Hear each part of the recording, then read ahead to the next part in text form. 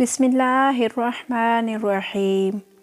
یہ دسمبر کی ایک سرد صبح تھی جب سمیہ نے صبح 10 بجے اپنے 2 سالہ بیٹے اون کو پیک کر کے اپنے دیور کے حوالے کیا۔ اس ٹائم پہ اون کو گھمانا اس کے چچا کا معمول تھا۔ سمیہ اون کو دیور کے حوالے کر کے معمول کے مطابق اپنے کام میں مشغول ہو گئی، کیونکہ جوائنٹ فیملی سسٹم تھا۔ گھر الگ تھے، دیواریں نہیں تھیں۔ کپڑے دھونے کی جگہ گھر میں داخل ہونے والے دروازے کے ساتھ تھی، جو ذرا گھروں سے اوجھل تھی۔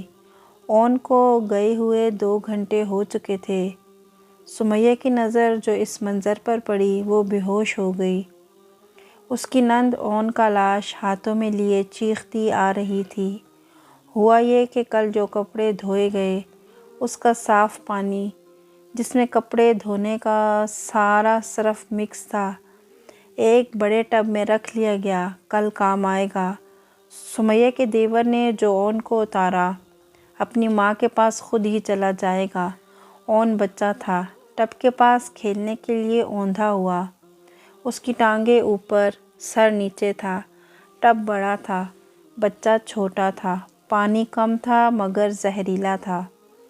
اون نے اسی پانی میں غوطہ کھاتے ہوئے جان دے دی۔ چچا اس غلط فہمی میں تھا کہ بچہ ماں کے پاس گیا ہے۔